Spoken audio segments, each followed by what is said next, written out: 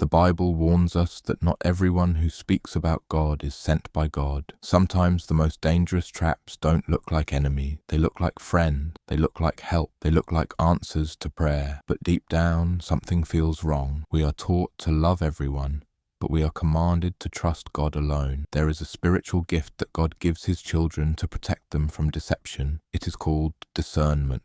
It is the Holy Spirit whispering what your eyes cannot see. If you have been feeling unsettled, confused, or drained around a specific person lately, do not ignore it. It may not be your anxiety. It may be a warning. Here are 7 signs the Holy Spirit is warning you about someone in your life. Sign number 1, a sudden heaviness in your spirit when they are near. You could be having a good day, feeling peaceful and light, but the moment this person enters the room or calls your phone, the atmosphere shifts.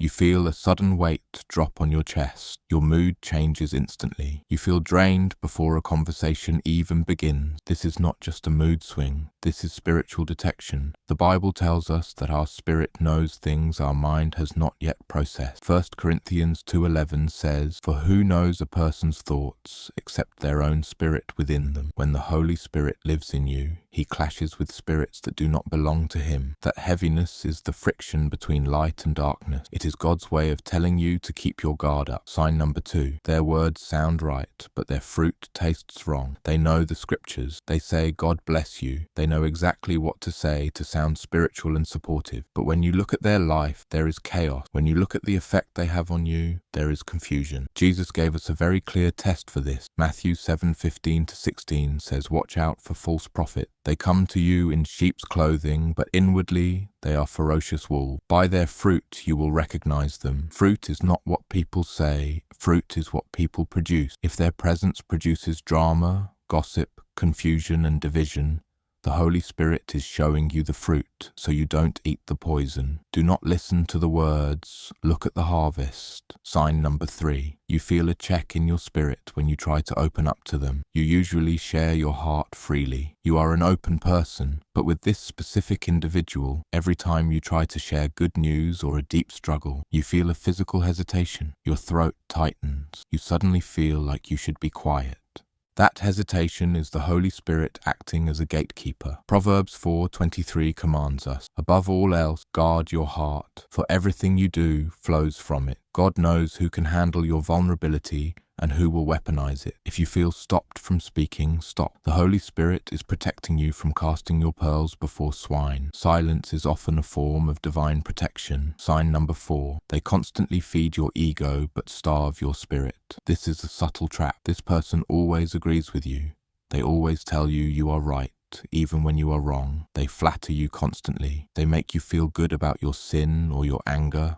A true friend sent by God will sharpen you, not just flatter you. Proverbs 27:6 says, "Wounds from a friend can be trusted, but an enemy multiplies kisses." The Holy Spirit warns us about flattery because it is often a tool of manipulation. If someone is feeding your pride, they are preparing you for a fall. If they never challenge you to be more like Christ, they may be sent to keep you from him. Sign number 5. You feel drained and confused after every interaction. Pay attention to the aftertaste of your conversation. When you leave their presence, do you feel encouraged and clear-headed, or do you feel exhausted, foggy, and questioning yourself? This is often the sign of a spirit of manipulation or confusion operating through someone. God is not the author of confusion. 1 Corinthians 14:33 states clearly, "For God is not the author of confusion, but of peace." If a relationship consistently leaves you in a mental fog, wandering in circles, that is not a God-ordained connection. The Holy Spirit brings clarity. If there is constant chaos, his warning is clear. Step back. Sign number 6. They try to isolate you from others. You notice that they make subtle comments about your other friends, your family, or your mentors. They create an us against the world mentality. They get jealous when you spend time with others. They want to be the only voice in your ear. This is a dangerous red flag. Wolves isolate sheep before they attack. Proverbs 11:14 says, "Where there is no counsel, the people fall, but in the multitude of counselors there is safety." God works through community. The enemy works through isolation. If someone is trying to cut your connection to wise counsel, the Holy Spirit is sounding an alarm. They are trying to remove your safety net. Sign number 7, a persistent lack of peace that will not go away. You have prayed about it. You have tried to rationalize it. You have told yourself you are being judgmental. But the lack of peace remains. It sits in your gut like a stone. This is the ultimate umpire of the Christian life. Colossians 3:15 says, "Let the peace of Christ rule in your hearts." The word rule here literally means to act as an umpire. Peace calls the shot. If there is no peace, the game must stop. The Holy Spirit uses peace as a green light and unrest as a red light. If the peace is missing, God's approval is missing. Do not force what God is blocking. God does not warn you to make you fearful. He warns you to keep you safe. He sees conversations you do not hear. He sees motives you cannot trace. If you have seen these signs, do not ignore the check in your spirit. Trusting God means trusting His warnings more than your feelings. If you believe God is protecting you right now, type "I trust you" in the comments. And if you want to keep your spiritual eyes open in a world that is falling asleep, subscribe. The enemy relies on your blindness. God relies on your discernment.